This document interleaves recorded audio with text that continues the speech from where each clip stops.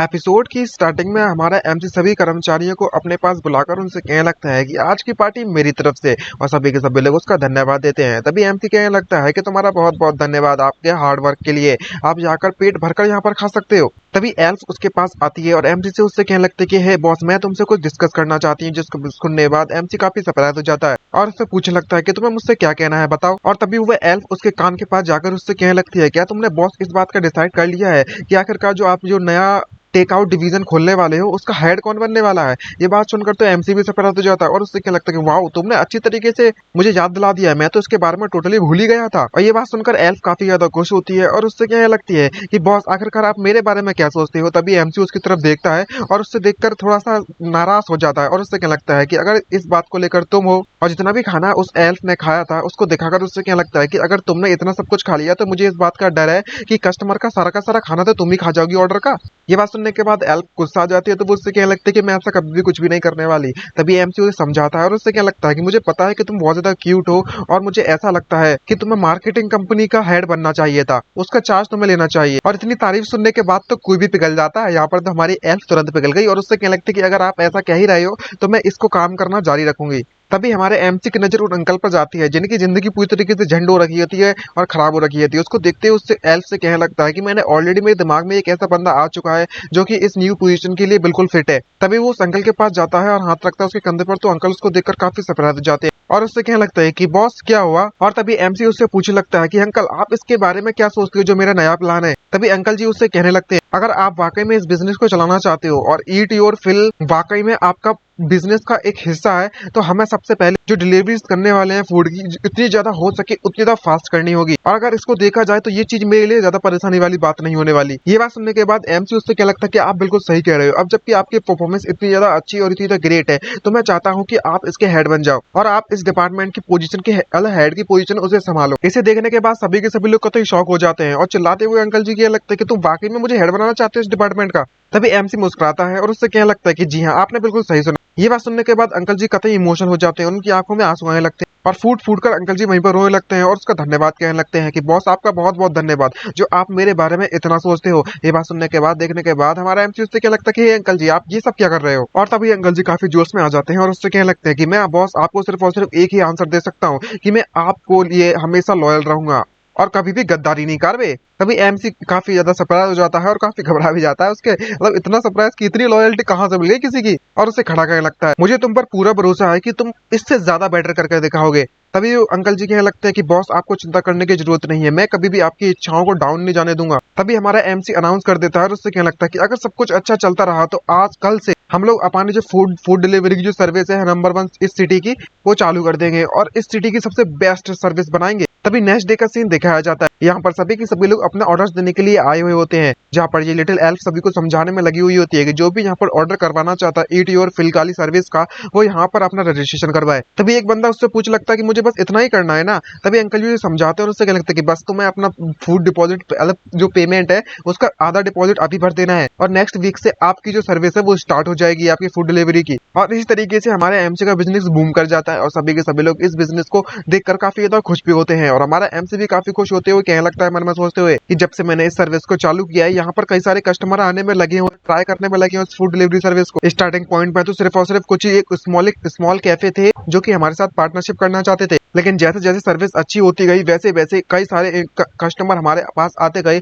और उन्हीं कस्टमर के इन्फ्लुएंस को देखते हुए जो शॉप्स हैं वो भी हमारे साथ एग्री हो गई और कई सारे रेस्टोरेंट हैं हमारे पार्टनर बन गए। और कुछ ही समय बाद बहुत ही कम समय में फेंगलू एक्सप्रेस की जो सर्विस है वो पूरी की पूरी सिटी में पूरी की पूरी फेमस बन गई वो कंपनी। एटलीस्ट कम से कम अगर ये चीजें ऐसे ही स्मूथली चलती रही तो ये हमारे लिए काफी ज्यादा अच्छा होता, लेकिन पता ही होगा कि दुनिया कितनी ज्यादा क्रूल है। और इस तरीके से मौसम बदलता है। एमसी वहां पर अपनी खिड़की ऊपर खड़े होकर मौसम का आनंद लेते हुए कह रखता है कि स्प्रिंग ऑलरेडी आ चुकी है और अपने बारे में बताता है कि मुझे जब से मैंने ये कंपनी स्टार्ट की है मुझे तब से यहाँ पर आए हुए 5 मंथ हो चुके हैं और इस 5 मंथ के दौरान सभी लोगों ने काफी ज्यादा हार्ड वर्क किया है और कंपनी दिन ब दिन बड़ी होती जा रही है। हमारी कंपनी की रेपुटेशन भी काफी ज्यादा बढ़ चुकी है और हमारे जो पार्टनर है रेस्टोरेंट के वो भी काफी ज्यादा बढ़ चुके हैं। और इतना ही नहीं बल्कि में हमारी कंपनी ने पैसे भी बहुत ज्यादा कमाए हैं और हमारे कंपनी के एम्प्लॉयज का जो काउंट है वो भी दिन ब दिन बढ़ता जा रहा है। कम से कम हमारे 100 एम्प्लॉयज ऑलरेडी हो हो चुके हैं और मैंने उन सभी वर्कर्स को अलग अलग डिपार्टमेंट में स्प्लिट कर दिया, जैसे कि courier department, marketing, human resources etcetera. और अगर मुझे अपनी कंपनी को बहुत ज्यादा लार्ज बनाना है तो यहाँ पर कुछ ऐसी रिक्वायरमेंट्स है जो मुझे पूरी करनी होंगी। हर महीने हमारी कंपनी 30,000 गोल्ड कमाती है, तो यहाँ पर ऐसे कई सारे रूमर्स भी जा रहे हैं कि मेरा जो नाम है वो जीनियस मर्चेंट में आता है। और इसी फालतू के रूमर्स के कारण अब मुझे इस तरह की सिचुएशन से निपटना पड़ रहा है और फेस करना पड़ रहा है। तभी उसके सेक्रेटरी उसके पास आकर उससे कहने लगते कि बॉक्स,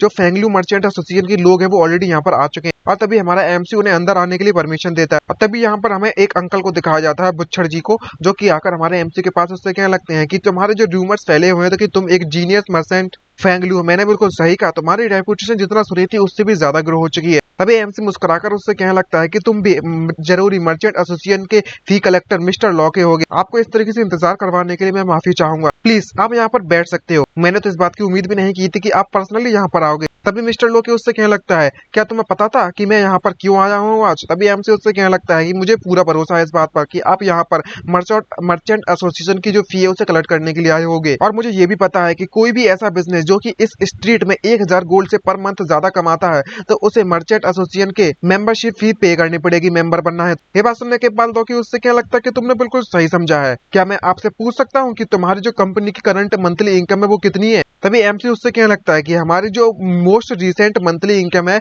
उसने 10,000 गोल्ड मार्क को सरपास कर दिया है और मैं वाकई में अप्लाई करना चाहता हूँ मर्चेंट एसोसिएशन को, लेकिन आप तक पहुंचने का मुझे कोई भी रास्ता नहीं मिला। ये बात सुनने के बाद वो बंदा उससे कहने लगता है, अंकल जी, इसलिए तो मैं यहाँ पर पर्सनली आया हूँ इस मैटर को डिस्कस करने के लिए, क्योंकि जो भी यहाँ पर बिजनेस करता है उस हमारी मर्चेंट एसोसिएशन के द्वारा उसका बैकग्राउंड चेक किया जाता है। और बात करें तुम्हारी करंट इनकम को देखते हुए तो तुम्हारी जो इनकम रिक्वायरमेंट है तुमने उसे जरूर पूरा कर लिया है, तो सबसे पहले तो तुम्हें एसोसिएशन फी को पे करना पड़ेगा। तभी एमसी उससे कहने लगता है कि मैं समझ सका हूँ आपकी सिचुएशन को और मैंने आपके लिए फीस भी तैयार कर रखी हुई है, अगर आप चाहो तो आप किसी भी वक्त उसे ले जा सकते हो। तभी वहाँ पर एक बंदा आता है और उस अंकल के कानों में कुछ फूकने लगता है, जिस बात को सुनने के बाद अंकल के दिमाग की बत्ती जल जाती है और अंकल जी कहीं डेविल वाली स्माइल मारते हुए हमारे एमसी से कहने लगते हैं, अच्छा तो अब समझ में आया जो मिस्टर लिंग है, तो ये बात सच है कि आप लोग बहुत ज्यादा गरीबी वाले बैकग्राउंड से आए हुए हो और तुम्हारे जो फादर है वो उस कंट्री के गद्दार है। ये बात सुनने के बाद एमसी कतई सरप्राइज हो जाता है और मन में सोचते हुए कहने लगता है कि शिट, आखिरकार इन्हें मेरे बारे में इतना सब कुछ कैसे पता चल गया। जहाँ पर अंकल जी खड़े होते हैं और उससे कहने लगता है कि आपके इस बैकग्राउंड के साथ आप इतनी जल्दी करंट पोजीशन पर पहुंच चुके हो, ये वाकई में इंप्रेसिव वाली बात है। ये बात सुनने के बाद एमसी उससे क्या लगता है कि मिस्टर लोके आपको ज्यादा ही कांड रखे हो, मेरी जो किस्मत है वो कुछ ज्यादा ही अच्छी थी इसीलिए मैं यहाँ तक पहुंच पाया हूँ। तभी मिस्टर लोके उससे कहने लगता है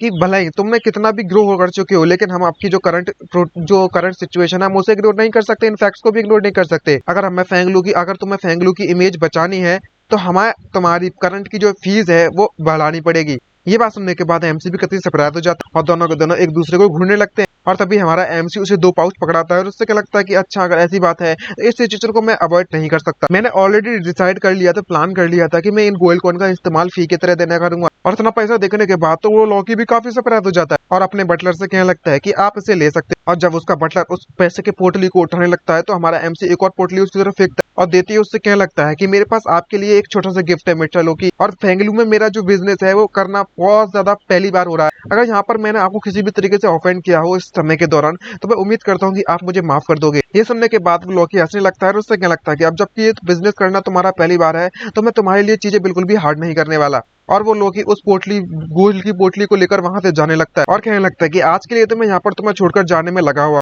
और हम जल्दी ही जरूर मिलेंगे। तभी एमसी उसे रोकता है और उससे क्या लगता है कि मिस्टर लोके हमारे एसोसिएशन के बारे में क्या, उस मेंबरशिप के बारे में क्या? तभी जो लोकी है वो उससे क्या लगता है कि तुम वाकई में एसोसिएशन को इस तरीके से ज्वाइन करना चाहते हो। ये बात सुनने के बाद एमसी भी सरप्राइज होता है और उससे क्या लगता है कि ऑफकोर्स की बात है, और मन में सोचते हुए क्या लगता है कि अगर मैं एसोसिएशन को ज्वाइन कर लेता हूँ तभी हमारी कंपनी इस तरीके से ग्रो हो सकती है, वरना यहाँ पर ऐसे कई सारे बड़े लोग बैठे हुए हैं जो कि हमारे लिए परेशानी खड़ी करेंगे और मेरे बिजनेस को बिल्कुल भी तरीके से ग्रो नहीं होने देंगे। तभी मिस्टर लोकी उससे कहने लगता है कि अगर तुम एसोसिएशन की मेंबरशिप को ज्वाइन करना चाहते हो जो मेरे लिए बिल्कुल भी आसान नहीं होने वाला है। एड्रेसली देखा जाए तो यहाँ पर कई सारे ऐसे मेंबर्स हैं, उन सभी की जो बैकग्राउंड है वो सभी के सभी नोबिलिटी से आए हुए हैं, यहाँ तक कि कुछ तो रॉयल फैमिली का ब्लड भी कैरी करते हैं। और बात करें तुम्हारे बारे में तो तुम बस एक छोटे से कॉमनर हो, अगर तुमने यहाँ पर इतने ज्यादा पैसे कमा भी लिए हैं तो सभी के सभी लोग जितने भी एसोसिएशन में लोग हैं वो तुम पर लुक डाउन करेंगे। ये बात सुनने के बाद एमसी उससे क्या लगता है कि यहाँ पर कोई दूसरा तरीका है। तभी मिस्टर लोकी उससे क्या लगता है कि तुम्हें इसके बारे में भूल जाना चाहिए और गुड बाय कहकर वो अंकल जी वहां से चले जाते हैं, जिसको देखकर एमसी को काफी ज्यादा गुस्सा आने लगती है और वो क्या लगता है कि ये सभी के सभी लोग कितने ज्यादा डिस्गस्टिंग है। तभी लिटिल एफ आकर उसे देखकर काफी सरप्राइज होती है और मन में सोचते हमारा एमसी कहने लगता है कि यहाँ पर जितने भी नोबल्स है उन्हें लोगों के बारे में घंटा फर्क नहीं पड़ता। इन जैसे लोग हमेशा दूसरे लोगों का फायदा उठाते हैं। मेरे वर्ल्ड के जितने भी मर्चेंट थे वो काफी ज्यादा स्मार्ट थे, लेकिन वह इस तरीके से डिफरेंस दिखाया करते थे क्लास में। अगर मुझे लगता है कि अगर मुझे और ज्यादा स्ट्रॉन्ग बनना है तो मुझे कोई दूसरा रास्ता निकालना पड़ेगा। तभी एल्फ आकर उसके कहने लगते कि बॉस, मुझे नहीं पता कि आखिरकार आपके साथ क्या हुआ है यहाँ पर मीटिंग में। काफी समय पहले मेरे कई सारे मिस्टेक करने के कारण मेरे बॉस ने मुझे काम से निकाल दिया था और उस समय पर आपने मुझे वहाँ पर जॉब दी और मुझे आपने यहाँ पर रास्ता दिखाया है। मुझे पता है कि आपकी कंपनी का स्टार्ट काफी ज्यादा रफ था और काफी ज्यादा हार्ड वर्क करना पड़ा था इसे यहाँ तक पहुंचने के लिए, लेकिन हमारी जो बेसिक नीड्स है हमने उसे कंप्लीट कर लिया है। इसलिए अगर आपकी लाइफ में आपको किसी भी चैलेंज का सामना करना पड़े तो हम आपके साथ जरूर खड़े रहेंगे ताकि हम लोग और भी बेटर बन सके। ये बात सुनने के बाद एमसी खुश हो जाता है और उसके सर पर पैट करते हुए उससे कहने लगता है कि तुम्हारा बहुत बहुत धन्यवाद। भले ही हम लोग एसोसिएशन को ज्वाइन नहीं कर सकते, लेकिन तब भी हम अपनी कंपनी को और भी ग्रो करने वाले हैं और इम्प्रूव करने वाले हैं। और एक दिन ऐसा आएगा जब मैं उन सभी के सभी नोबल से काफी ज्यादा अमीर बन जाऊंगा और तब देखते हैं कि आखिरकार कौन किस पर लॉकडाउन करता है।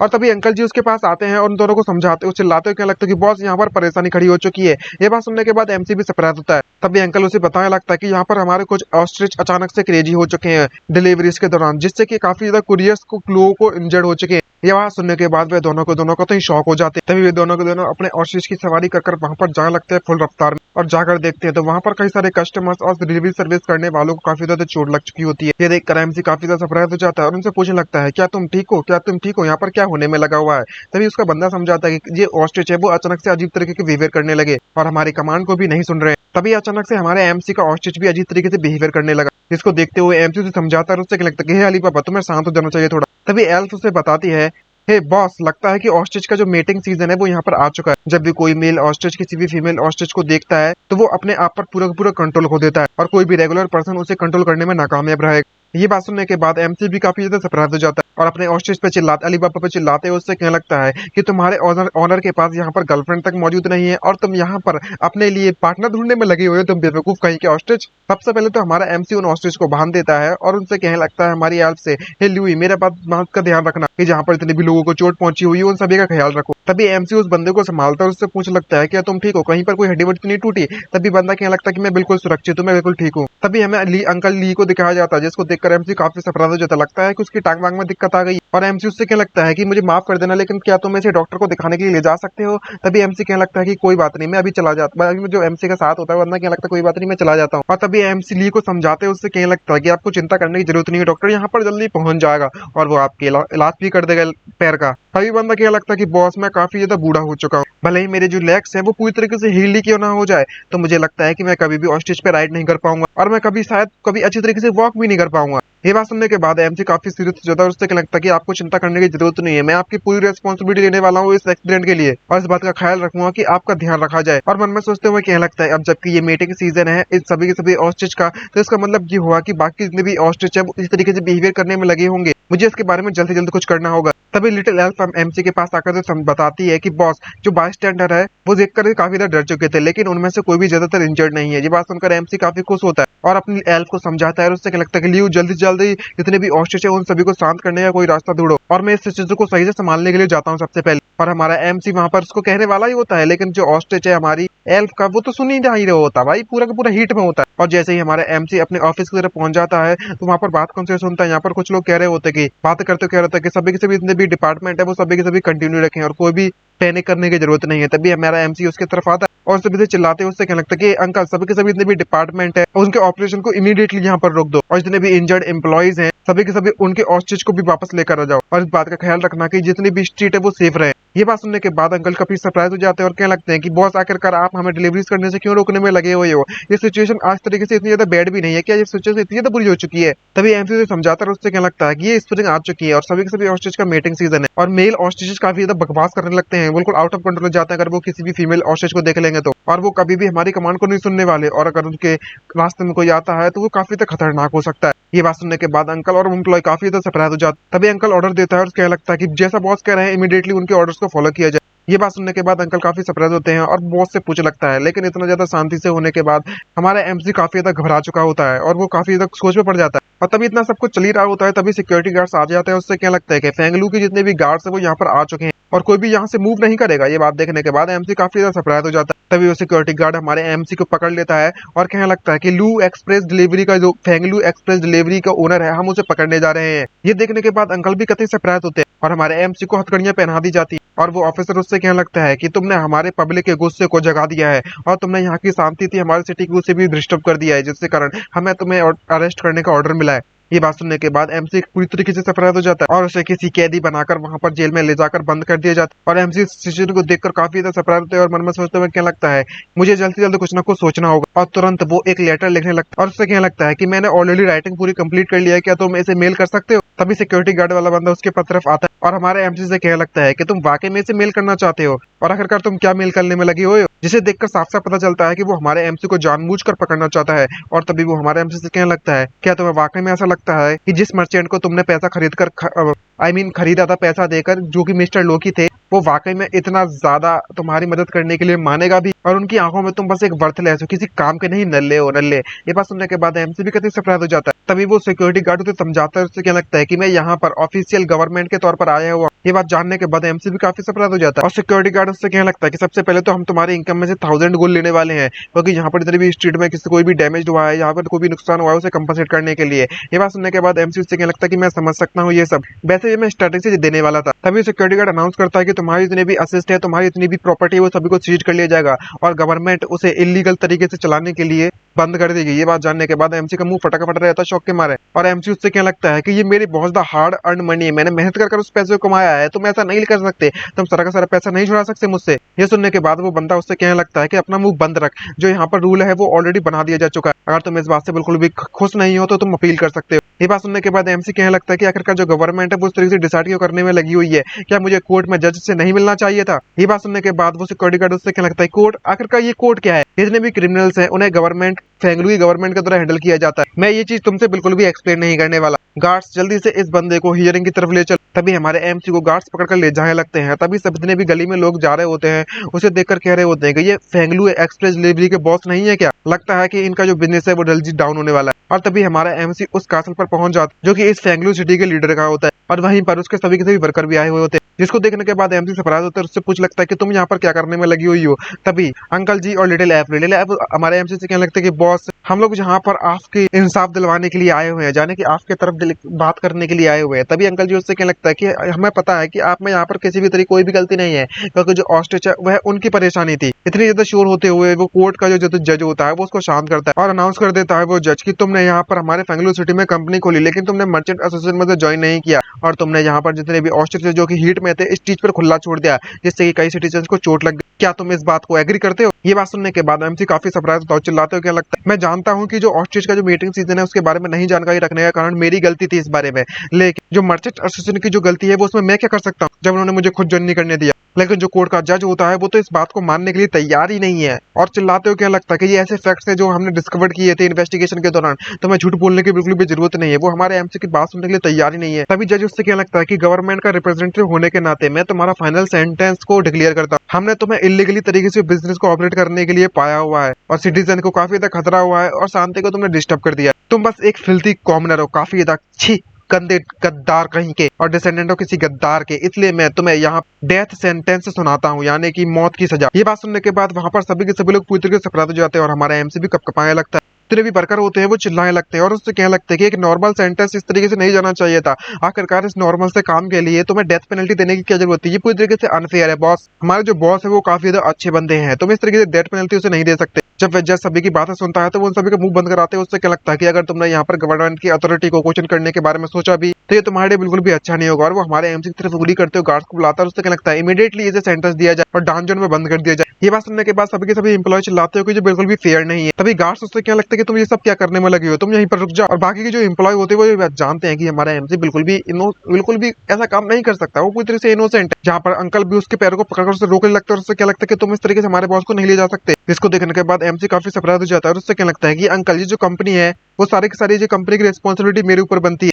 जब तक आप लोग सुरक्षित हो तब तक सब कुछ ठीक है। तभी अंकल जी उससे कहने लगता है लेकिन वो बॉस थे जिन्होंने मेरी उस जगह पर मदद की थी, उस समय पर मदद की थी जब मैं पूरी तरीके से अकेला था, तो आखिरकार आप अकेली रेस्पॉन्सिबिलिटी कैसे ले सकते। और मैं इस तरीके से कैसे बैठा रहूंगा। तभी सिक्योरिटी गार्ड वाला बंदा अंकल जी के चेहरे पर जोरदार लात मारता है, जिससे कि अंकल जी दूर गिर जाते हैं। और इतना ज्यादा मार खाते हैं वो अंकल जी को देखता है तो हमारा एमसी भी नहीं झेल पाता और जाते जाते सभी को ऑर्डर देता है कि तुम सभी के सभी लोग यहाँ पर इस तरीके से बकवास करना बंद करो। मैं तुम्हें सलाह देना चाहूंगा कि तुम जल्दी से जाओ और अपने लिए एक अच्छी जॉब ढूंढ लो और पास्ट के बारे में भूल जाओ। और हमारे एमसी को वहां से ले जाया जाता है। तभी उसमें कैद करने के बाद हमारा एमसी अपने आप से सोचते हुए क्या लगता है कि मेरे प्रीवियस वर्ल्ड में मेरी जो किस्मत थी वो काफी ज्यादा अच्छी थी, लेकिन किसने सोचा था कि इस वर्ल्ड में आने के बाद मेरी किस्मत इतनी खराब हो जाएगी। तभी एमसी को किसी की आवाज सुनाई देती, जहाँ पर पता चलता है कि उसके सभी के सभी वर्कर उससे मिलने के लिए आए हुए होते हैं। इसको देखने के बाद एमसी सरप्राइज होता है और उससे लगता है कि तुम सभी सब लोग यहाँ पर कैसे आए। तभी लिटिल उससे कहने लगती है कि अब जबकि हम आपके लिए कुछ नहीं कर सकते थे, ना ही आपके डेस्टिनेशन को चेंज करवा सकते हैं, तो हम सिर्फ इतना ही कर सकते हैं कि हम लास्ट टाइम आपसे मिलने के लिए आए और आपके ये फेवरेट खाना है जो मैंने आपके लिए लेकर आई हूँ। ये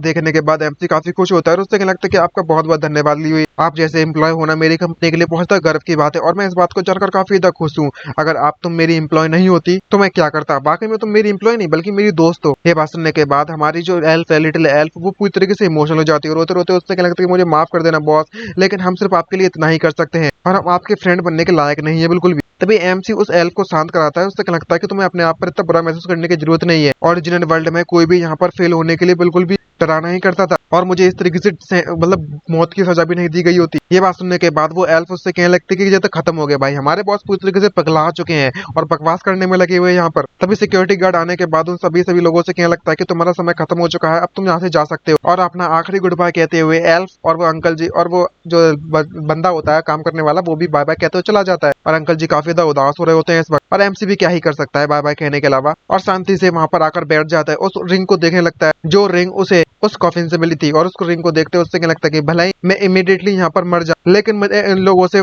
दोस्त बनने में मौका मिला, मुझे काफी ज्यादा अच्छा लगा। और मुझे काफी ज्यादा अच्छा लगा कि मेरी जो अदर वर्ल्ड की ट्रिप थी वो इतनी ज्यादा बर्बाद नहीं गई। और अगले ही पल दिखाया जाता है कि वे तीनों के तीनों वहां से बाहर निकलते हैं अपने बॉस से मिलने के बाद। तो अंकल जी उससे कहने लगते हैं कि तुम लोग वापस जा सकते हो। ये बात सुनने के बाद एल्फ उससे कहने लगते हैं कि तुम क्या कर रहे हो अंकल जी। और अंकल जी काफी उदास होते हैं और वहां से चले जाते हैं और उदास होते हुए गली में चल रहे होते हैं और मन में सोचते हुए कह रहे होते हैं कि आज मेरी जो जिंदगी है वो पहले के मुकाबले बहुत ज्यादा अच्छी। मेरे बॉस जो कि मेरी जिंदगी में इतनी ज्यादा होप लेकर आए, उन्होंने उन्हें सिटी का इस डिस्टर्बेंस को इस शांति को डिस्टर्ब करने के लिए सेंटेंस दे दिया गया है, मौत की सजा दे दी गई है। और ये शायद ऐसा भी हो सकता है कि ये बेटा है किसी गद्दार का या फिर किसी की तरह इस पर झूठा इल्जाम लगाकर फ्रेम कर दिया गया है, यानी कि इसके फादर को भी फ्रेम कर दिया गया होगा। लेकिन इस हमारे बॉस को एक मौका भी नहीं दिया गया है इसके अपने आप को बेगुनाह साबित करने के लिए और सीधे मौत की सजा सुना दी गई। और मैंने यहाँ पर कसम खाई थी बॉस से कि मैं हमेशा हमेशा के लिए अपने बॉस के लिए लॉयल रहूंगा और अब मैं यहाँ पर किसी कावड़ की तरह फिरने में लगा हुआ। एक समय ऐसा भी था तब मैं भिखारियों की तरह भीख मांगा करता था और एक ऐसा ड्रिंकर जिसे दूसरे को तरह बुली भी किया जाता था, लेकिन वो बॉस थे जिन्होंने मुझे मेरी जिंदगी में एक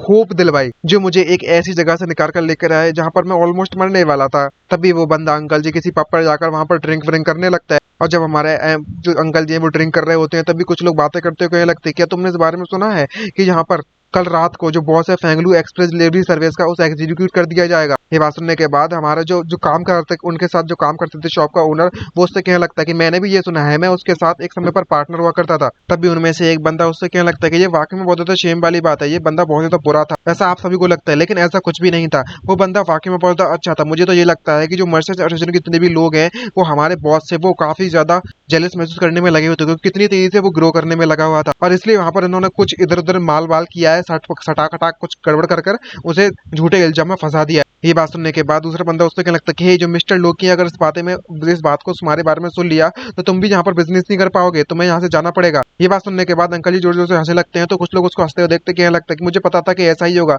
उनमें से एक वही मैजिशियन वाला बंदा जो कि 200 गोल्ड मांग रहा था पिछले एपिसोड में उससे, और उससे कहने लगता है कि पिछली बार जब मैं उसके इंटरव्यू देने के लिए गया था उसने मेरे पर लुकडाउन किया था और मुझे हायर नहीं किया था मुझसे से जीनियस को। ये जो वीक था वो मेरे लिए काफी ज्यादा अच्छा रहा था और मैं काफी ज्यादा किस्मत भी अच्छी रही, क्योंकि जो एसोसिएशन ने उन्होंने मुझे गार्ड के लिए बॉडी गार्ड के लिए वहां पर इन्वाइट किया और वो बंदा कितना अनलकी था, कल वह मरने वाला। तभी दूसरा बंदा कहने लगता है कि जितने भी बंदों को उस बॉस ने हायर किया था वो सभी के सभी यूजफुल नहीं है बिल्कुल भी, वह सभी के सभी बस ट्रेस है, कचड़े हैं कचड़े जिसे कोई भी नहीं चाहता। वह ऐसे लोग हैं जिन्हें ऑलमोस्ट फायर कर दिया जा चुका है, अबंडन कर दिया जा चुका था, जिनकी जिंदगी ऑलमोस्ट खत्म हो गई थी। ये बात सुनने के बाद अंकल जी को कहते हैं बहुत ज्यादा गुस्सा आ जाता है और गुस्से में आने के बाद वो बोतल को उठाकर उस बंदे की तरफ जाते हैं, उसके चेहरे पर उस बोतल को फेंक देते हैं। इसको देखकर बंदा कहने लगता है कि तुम क्या करने वाले हो, तुम क्रेजी हो क्या। तभी एमसी वो हमारा अंकल जी उससे कहने लगता है कि आखिरकार इससे मेरा क्या लेना देना, अगर मैं तुम पर बोतल लुढ़काना चाहता हूँ तो मैं लुढ़का दिया, खाली कर दिया। ये बात सुनने के बाद उस मेज को गुस्सा आती है और उससे कहने लगता है कि तेरी हिम्मत कैसी हुई मुझे इस तरीके से मोक करने की? मैं तेरी ऐसी तैसी मारता हूँ, रुक जा। लेकिन अंकल जी की तो भाई पहले से ही सटकी होती है, तो वो भाई उससे कहने लगता है कि तेरे एक बाप की औलाद है तो करके देखा, तेरे में इतनी हिम्मत है तो। जहाँ पर अंकल जी उसे समझाते हैं कि सिटी में मैजिक इस तरीके से हर्ट करना इलीगल है दूसरों के लिए, और तुम्हें यहाँ पर ट्राई कर दिया जाएगा और गिल्टी महसूस करवा दिया जाएगा। और इस समय पर मेरा मूड तो वैसे भी खराब है, अगर मुझे डेथ का सेंटेंस भी सुना दिया गया है तो मैं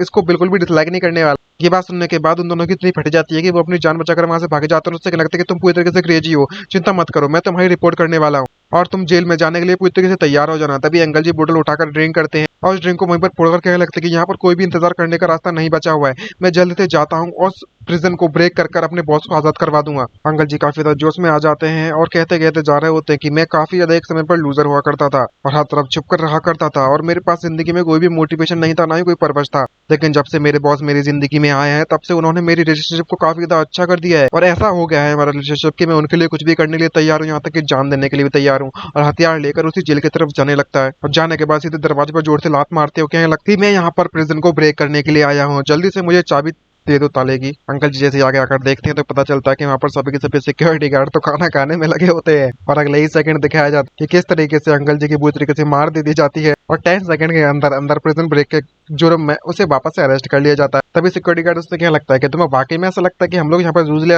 और बैठे रहे हैं और तुम कभी भी उठा कर आओगे और प्रिजन को ब्रेक कर दोगे, और जिस जगह पर उसे बंद किया जाता है वहां पर भी उसके सामने जस्ट हमारा एमसी होता है और एमसी उसे देखकर तुरंत पहचान लेता है। उससे क्या लगता है कि अंकल जी थे तुम ओके। तभी अंकल जी कहने लगते हैं कि मैं बस तुम्हें रेस्क्यू करना चाहता था। ये बात सुनने के बाद एमसी उससे कहने लगता है कि मुझे पता था इस बारे में सिचुएशन में क्या कहे, मुझे कुछ भी समझ नहीं आ रहा है, लेकिन आपका बहुत बहुत धन्यवाद अंकल जी। ये बात सुनने के बाद अंकल उससे कहने लगता है कि तुम्हें मेरा धन्यवाद कहने की बिल्कुल भी जरूरत नहीं है, यहाँ तक कि मैं तो तुम्हें यहाँ से बाहर निकालने में भी नाकामयाब रहा और खुद और फंस गया हूँ यहाँ पर, और मुझे लगता है कि मुझे भी यहाँ पर डेथ सेंटेंस सुना दिया जाएगा कल तुम्हारे साथ। खैर देखा जाए तो ये भी सही है, तुम्हारे साथ इन जैसे लोगों से मरना, इन मतलब इन लोगों के साथ मरना से बेटर है कि मैं तुम्हारे साथ मर जाऊं। एक हीरोइक डेथ हो जाएगी मेरे लिए। और अंकल के काफी पेन भी हो रहा होता है जिसको देखकर एमसी काफी सरप्राइज हो जाता है। और तभी अगले ही पल दिखाया जाता है कि जिस तरीके से अंकल जी सोने में लगे हुए हैं, इसको देखकर एमसी मन में सोचते हुए क्या लगता है कि मैं और अंकल जी दोनों के दोनों जेल में आ चुके हैं। और इसे देखकर लगता नहीं है, सिचुएशन देखकर लगता नहीं है कि अब यहाँ पर कोई भी रास्ता बचा हुआ है और कल यानी कि टुमारो और कल मेरा अंत होने वाला है और यहाँ पर मैं कुछ भी नहीं कर सकता और तुरंत सो जाता है। और तभी हमें दिखाया जाता है कि जैसे ही हमारा एमसी को नींद आती है तो उसके हाथों में जो रिंग होती है ना,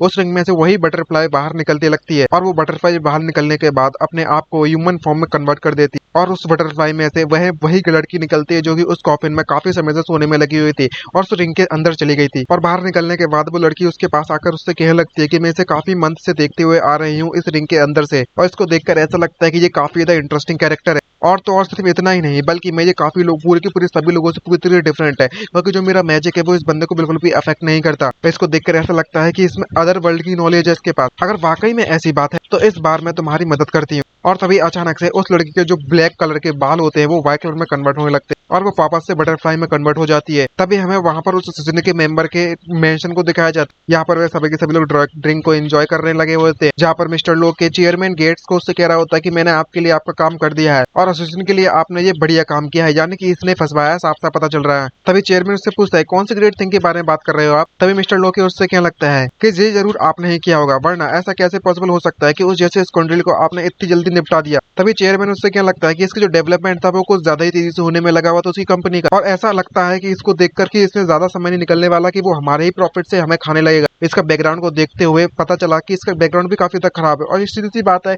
कि इसे तो हम कैसे भी नहीं छोड़ सकते। ऑरिजिनली देखा जाए तो मैं उसे मारने के बारे में बिल्कुल भी नहीं सोचने में लगा होता, लेकिन इसने अपनी जिंदगी में अपना गड्ढा खुद ही खोद लिया, अपनी कब्र खुद ही खोद ली, हमें एक परफेक्ट अपॉर्चुनिटी मौका दे दिया। और मोस्ट इंपोर्टेंटली बात यह है कि एसोसिएशन का जो पर्पस है वो नोबिलिटी को प्रॉफिट प्रोवाइड करवाना है। अगर हम कॉमनर को इस तरीके से मार्केट में आने देंगे और प्रॉफिट उठाने देंगे तो इससे हमारी जो पोजीशन है वो खतरे में आ सकती है। तो हमारे लिए यही बेटर रहेगा कि हम लोग इसे यहीं पर मार दें और अच्छी तरीके से हम लोग खुद गिरे हुए जिससे पहले कि ये बंदा आगे बढ़े। ये बात सुनने के बाद वो लोकी भी काफी ज्यादा सरप्राइज हो जाता है और क्या लगता है कि सर गेट है वो वाकई में बहुत ज्यादा स्मार्ट। तभी हमें उस बटरफ्लाई को दिखाया जाता है कि उस मेंशन के पास आ जाती है और वही बटरफ्लाई कोई और नहीं बल्कि वही लड़की होती है। वो लड़की उस मेंशन के टॉप पर आने के बाद उनको देखती है और उनको देखने के बाद इस मौसम का भरपूर आनंद उठाती है और कहने लगती है कि ये काफी ज्यादा समय हो चुका है इस तरीके से मैं जब से एक्सरसाइज करने के लिए बाहर निकली हुई हूँ और मुझे काफी ज्यादा अच्छा महसूस हो रहा है। और तभी सभी सिक्योरिटी गार्ड ऊपर देखने लगते हैं क्योंकि वही लड़की उन सभी के पास आ जाती है और सभी लोग काफी ज्यादा घबरा जाते हैं और सरप्राइज हो जाते हैं। जिसको देखने के बाद वो बंदा सरप्राइज होता है और कहने लगता है क्या तुम एक नेक्रोमेंसर हो। तभी ये देखने के बाद वो लड़की उससे कहने लगती है ओह तो तुम्हें पता है इसके बारे में। तभी वो लड़की अपनी पावर का इस्तेमाल करती है और वहाँ पर सभी के सभी सिक्योरिटी गार्ड को मार देती है और वहाँ पर सभी के सभी सिक्योरिटी गार्ड स्केलेटन्स में कन्वर्ट हो जाते हैं। तभी एक बंदा आकर कहने लगता है कि तेरी हिम्मत कैसी यहाँ पर अटैक करने की इस तरीके से। और एक मैजिशियन हमारी इस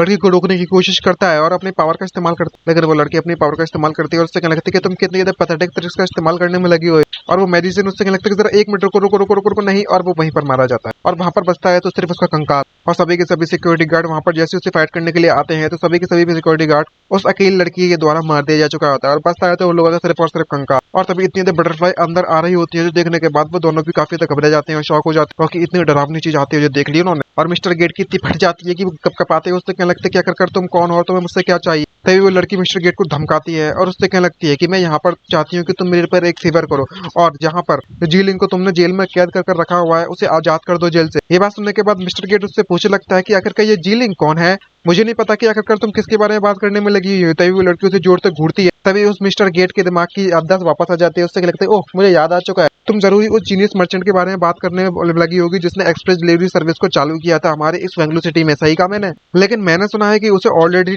डेथ की सजा सुना दी जा चुकी है और इस तरीके से हम अगर उसे आजाद कर देते हैं तो ये हमारे लिए अच्छा नहीं होगा। तभी वो लड़की अपनी पावर इस्तेमाल करते हुए डराने लगती है, जिसे देखकर उस मिस्टर गेट की इतनी फट जाती है कि वो तुरंत उससे क्या लगता है कि ऑफकोर्स सी बात है कि हम लोगों से कल आजाद कर सकते हैं, ये तो हमारे लिए छोटी सी ट्रिक की बात है और ना ही हमारे लिए कोई प्रॉब्लम वाली बात है, हम ऐसा जरूर कर देंगे। तभी वो लड़की उस मिस्टर लोके से कहने लगती और तुम्हारे बारे में क्या तुम यहाँ पर कुछ कहना चाहते हो। उस मिस्टर गेट की इतनी फटी पड़ी होती है कि वो कुछ भी नहीं कह पाता और उससे क्या लगता है कि नहीं नहीं नहीं नहीं मैं तो बस यहाँ पर डिनर करने के लिए आया होता, मुझे कुछ भी नहीं पता, मैं कुछ भी नहीं कहना चाहता और मुझे कुछ भी नहीं जानना है। तभी वो लड़की वहां से जाते जाते उससे कहने लगी कल तुम खुद जाकर वहां पर जो जीलिंग है उसे उस जेल से बाहर निकालोगे। और वो दोनों की इतनी फट रही होती है कि पसीने पसीने हो रहे होते हैं और कहने लगती है ऑफकोर्स जरूर हम ऐसा करेंगे। और वो लड़की वापस से बटरफ्लाई बनकर वहां से गायब हो जाती है। तभी हमें अगले दिन दिखाया जाता है जहाँ पर हमारे एमसी जीलिंग की सजा का समय आ चुका है। यहाँ पर हमारा एमसी पूरी तरीके से सरप्राइज होता है। तभी जैसे वो अंकल को देखता है तो चिल्लाते हुए लगता है कि सर 1 मिनट रुको, क्या इसे भी एग्जीक्यूट किया जा रहा है, ये बंदा तो पूरी तरीके से इनोसेंट है। तभी सिक्योरिटी गार्ड वाला बंदा उससे क्या लगता है कि ये तुम्हारा एम्प्लॉय है और इसने तुम्हारा साथ दिया है जेल ब्रेक करने के लिए और इसका जो क्राइम है वो बहुत ज्यादा भारी है, इसे तुरंत एग्जीक्यूट कर दिया जाएगा। तभी एमसी से माफी मांगते हैं, उससे क्या लगता है कि मुझे माफ कर देना अंकल जी, आपको मेरे कारण यहाँ पर सजा मिलने में लगी हुई है मौत की।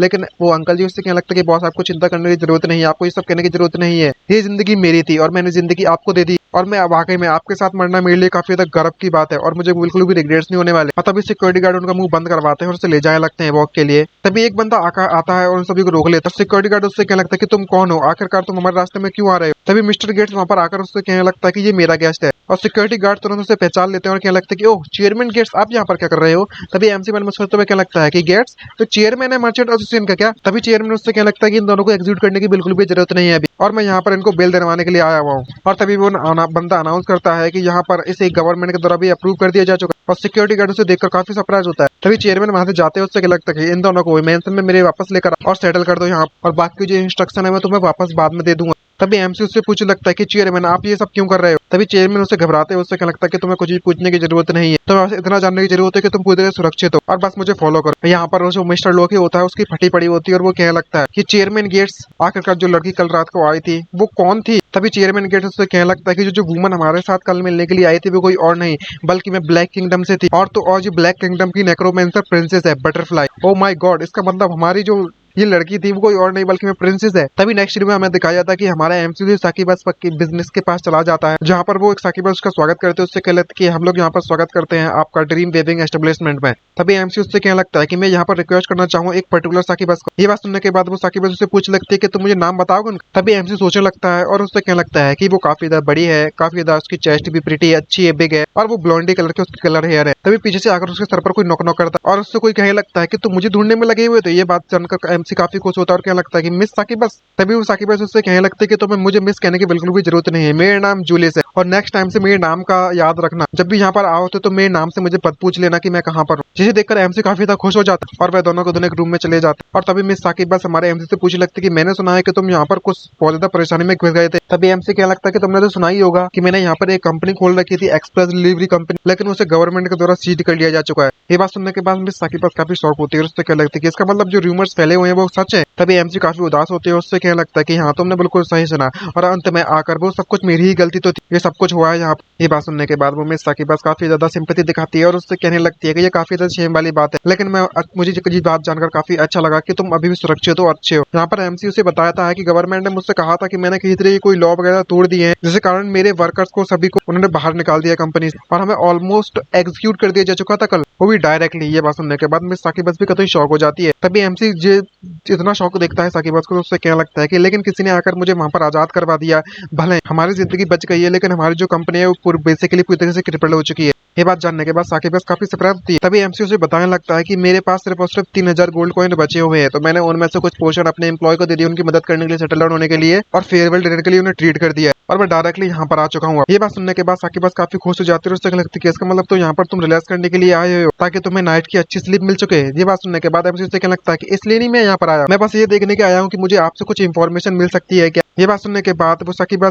काफी सरप्राइज होती है, उससे लगती है इन्फॉर्मेशन, कैसी इन्फॉर्मेशन। तभी एमसी उससे कहने लगता है कि मिस जूली, मैंने सुना, मुझे लगता है कि आपके पास यहाँ पर कई सारे कस्टमर आते रहे होंगे, अगर ये पॉसिबल हो सकता है तो मैं ये जानना चाहता हूँ उनके ड्रीम के बारे में, शायद अगर मुझे इनके सपनों के बारे में पता चल जाए तो मेरे एक नया बिजनेस का जो आइडिया है उसके बारे में पता चल जाए। ये बात सुनने के बाद मैं साकिबा उससे कहने लगता है कि मुझे इस बात पर भरोसा नहीं होता कि तुम यहाँ पर मुझसे ये सब पूछने के लिए आए हो, और ये सारे के सारे जो ड्रीम्स है वो कस्टमर को बिलोंग करते हैं, और उनकी प्राइवेसी को प्रोटेक्ट करना हमारे पार्ट की मतलब जॉब का एक पार्ट हिस्सा है, और मैं इसके बारे में तुम्हें कुछ भी नहीं बता सकती कि आखिरकार उनका सपना क्या है। ये बात सुनने के बाद एमसी कहने लगता है कि ये बात सच तो है। तभी मिस साकिबा उससे कहने लगता है कि लेकिन अगर हमारे रिलेशनशिप को देखते हुए देखा जाए तो वो काफी ज्यादा अच्छी है, प्रीटी गुड है, तो मुझे लगता है कि थोड़ी बहुत हिंट्स तो मैं दे ही सकती हूँ तुम्हें। ये बात सुनने के बाद एमसी कतई खुश हो जाता है। तभी वो बताने लगती है कि जहाँ पर जितने भी लार्जेस्ट कस्टमर्स आते हैं वो सभी के सभी लोग एरोटेक ड्रीम्स देखना ज्यादा पसंद करते हैं, लेकिन मुझे पता है कि इस तरह की जो इन्फॉर्मेशन वो तुम्हारे लिए पूरी तरह से यूजलेस है। तभी एमसी कहने लगता है कि तुमने बिल्कुल सही कहा। तभी साकिबा उससे कहने लगते हैं कि जब बाकी के रिमेनिंग जितने भी कस्टमर्स हैं वो लोग यहाँ पर अपने मरे हुए मेंबर्स या फिर फ्रेंड फैमिली जितने भी होते हैं उन्हें मिलने के लिए आए होते हैं, या फिर ऐसा सपना जिसमें वो अमीर हो सके। तभी उसकी दिमाग की बत्ती जलती है, उससे लगती है हाँ मुझे याद आया, कुछ ऐसे भी लोग आते हैं जो सबसे ज्यादा अमीर होना चाहते हैं एक दिन के अंदर अंदर, उनमें से सभी लोग ज्यादातर लोग मर्सनरीज होते हैं। ये बात सुनने के बाद एमसी कहने लगता है मर्सनरीज। तभी लिटिल साकिबा उसे समझाती है और उसे एक्सप्लेन करते हैं, उससे क्या लगता है कि जो मर्सनरीज की जो लाइफ होती है वो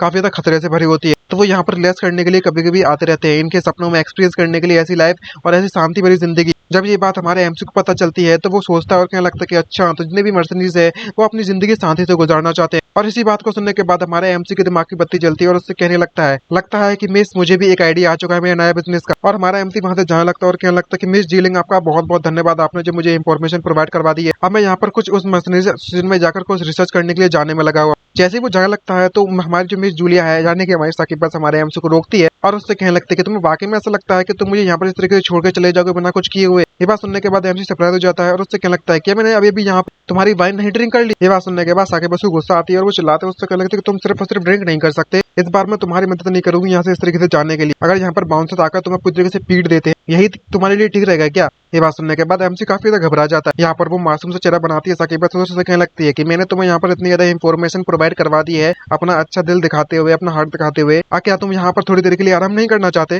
तभी एमसी उससे कहने लगता है कि अगर ऐसी बात है तो मैं यहाँ पर ट्राई करना चाहूंगा। ये बात सुनने के बाद फाइनली साकिबा का जो बिजनेस है वो सक्सेसफुल हो जाता है और वो हमारा एमसी को पैसा खर्च करने के लिए मजबूर कर ही देती है। और अब हमारे पास एमसी के पास कोई भी चला नहीं बचता, तो वो मन में सोचते हुए कहने लगता है कि अब मैं इसमें भरूं तो भरूं क्या, आखिरकार मुझे किस तरीके का सपना देखना चाहिए। और हमारा एमसी अपने मन में सोचता है कि मुझे शायद एरोटिक ड्रीम देखना चाहिए यहाँ पर। तभी वो अपने आप को होश में लाता है और उससे कहने लगता है कि अगर मैं इस तरीके का सपना देखता हूँ, जो ड्रीम देखता हूँ, तो मैं बिल्कुल उन जैसे लोगों से बन जाऊंगा। मुझे वाकई में ये समझ नहीं आ रहा कि मेरी जो असली जिंदगी थी, मतलब मेरा जो रियल वर्ल्ड था, वहाँ पर होम में क्या चलने में लगा हुआ है जब से मैं इस दुनिया में आया हूँ। उसके बाद से मैं ये भी जानना चाहता हूँ कि मेरे जो पेरेंट्स और मेरी कंपनी है वो क्या कर रही होगी इस वक्त। मैं वाकई में वापस जाकर उसे देखना चाहता हूँ। और तभी थोड़ी देर बाद उसकी डिटेल्स को वो फिल कर देते। ये बात देखने के बाद वो पूरी तरीके से कंफ्यूज हो जाती है और उससे क्या लगती है कि अगर कार का मतलब क्या है, फोन का मतलब क्या है, पब्लिक ओपिनियन का मतलब क्या है, तो मुझे ये सब चीजें क्यों भरने में लगी हुई है। तो भाई हमारा एमसी से एक्सप्लेन करते हैं, उससे क्या लगता है कि जो कार है वो एक ट्रांसपोर्टेशन की तरह है, एक टूल है बिल्कुल हॉर्स की तरह, और एक फोन की बात करें तो मेल सिस्टम की तरह, पब्लिक ओपिनियन की बात करें तो छोड़ो यार, मैं अभी भी इस बात को इसे नहीं बता सकता कि मैं दूसरी दुनिया से आया हूँ। और वो साकिबा पूरी तरीके से कंफ्यूज हो जाती है और उससे क्या लगता है कि मुझे लगता है कि मैं बेसिकली थोड़ा बहुत समझ रही हूँ, हमारी सोचने की जो क्षमता है वो वाकई में पूरी तरीके से यूनिक के मानना पड़ेगा। तभी वो एमसी को उस बेड पर लेटने के लिए कहने लगती है। तभी एमसी जैसे ही वहां पर लेट जाता है तो वो साकिब बस अपना मैजिक उसके सर पर चलाने लगता है। तभी अगले ही पल हमारा एमसी अपने कंपनी में अपने आप को पाता है, जहाँ पर वो अपने एम्प्लॉय से कहने में लगा हुआ था कि हमें जल्द से जल्द उस कॉन्ट्रैक्ट को साइन करवाना होगा, वरना हमारे नेक्स्ट मंथ के जो रेवेन्यू है वो अफेक्ट हो जाएगा इससे। दूसरा बंदा कहने लगता है कि हमारे कंपनी के लिए काफी ज्यादा बैड रूमर्स फैले हुए हैं यहाँ पर रिसेंटली हमारे प्रोडक्ट को लेकर, हमें किस तरीके से हैंडल करना चाहिए। तभी एमसी उससे कहने लगता है कि हमें इग्नोर करना चाहिए, जब तक हमारा प्रोडक्ट अच्छा है तो रूमर्स घंटा फर्क नहीं पड़ता, वो जरूर खत्म हो जाएंगे एक दिन। खैर ये सब तो कंपनी की बातें होती हैं। तभी अचानक से इनकी बातें करते करते हमारे एमसी का मोबाइल बजे लगता है और उन सभी से कहने लगता है कि मुझे घर पर जल्द से जल्द जाना होगा, मेरे पेरेंट्स मुझे बुलाने में लगे हुए खाना खाने के लिए, डिनर के लिए, और मैं सारी की सारी चीजें तुम्हें पर छोड़ना चाहूंगी। तभी अचानक से एमसी हमारा अपने हाथों में उस रिंग को देखता है जो कि उसने उस लड़की के कब्र से उठाई, आई मीन उस कॉफिन से उठाई थी। उसको देखकर वो काफी सरप्राइज होता है और कहने लगता है कि आखिर ये रिंग मेरे पास कहाँ से आई। और तभी उसके दिमाग की बत्ती जलती है और कहने लगता है ओह मुझे याद आ गया, ये रिंग तो मैंने अदर वर्ल्ड में उस कॉफिन से मैंने उठाई थी, अब मुझे समझ में आया, मैं इस वक्त सपना देख रहा हूँ। और तभी वहां की रोशनी जोर से चमकती है उस रिंग, जिससे कि हमारा एमसी का सपना टूट जाता है और वो रियलिटी में वापस आ जाता है। इसको इस तरीके से जागते हुए देखते हुए साकिब बस काफी सरप्राइज हो जाती है और उससे कहने लगता है कि मुझे माफ कर देना, ये सब मेरे सर्विस के कारण होने में लगा हुआ है कि तुम इतनी ज्यादा जल्दी जाग गए। तभी एमसी उससे कहने लगता है कि नहीं, इसमें तुम्हारी कोई भी गलती नहीं थी, वो इसलिए क्योंकि मैं अर्ली जगना चाहता था। ये देखने के बाद एमसी काफी सरप्राइज हो जाता है और उस रिंग की तरफ देखने लगता है। तभी एमसी मिस जूलियस से कहने लगता है कि मुझे कुछ जल्दी अर्जेंट में याद आ चुका है, तो अभी के लिए मैं यहाँ से जाना चाहूंगा। उम्मीद करता हूँ कि आपसे हम जल्दी जरूर मिलूंगा, और आज के लिए हम यहीं पर खत्म करते हैं अपनी मीटिंग को। तभी साकिब उससे कहने लगते हैं तुम मुझसे वादा करोगे, मैं तुमसे वादा करती हूँ कि नेक्स्ट टाइम मैं तुम्हें जरूर सेटिस्फाई करूंगी। सालों गलत बात समझ लेना ठरकियों, और बाय बाय कहते हुए वहां से चला जाता है। तभी एमसी उस रिंग की तरफ देखते हुए मन में सोचते हुए कहने लगता है कि मुझे ऐसा फील होने में लगा कि जो रिंग है मैं यहाँ पर सर्वाइव कर चुका हूँ इतनी सिचुएशन से, इसका इस रिंग से लेने देना जरूर कुछ जरूर है। और मैं जानना चाहता हूँ कि इस रिंग के अंदर जो लड़की को इसकी जो बॉडी पड़ी होती है, इस लड़की की बॉडी, वो केवल जिंदा है या फिर मर चुकी है, मैं ये कंफर्म करना चाहता हूँ सबसे पहले तो। तभी हमारा एमसी एक छोटी सी गली में चला जाता है, यहाँ पर उसे कोई भी ना देख पाए, और उस रिंग के अंदर चिल्लाते हैं। उससे क्या लगता है कि हे मिस, क्या तुम मुझे सुन सकती हो?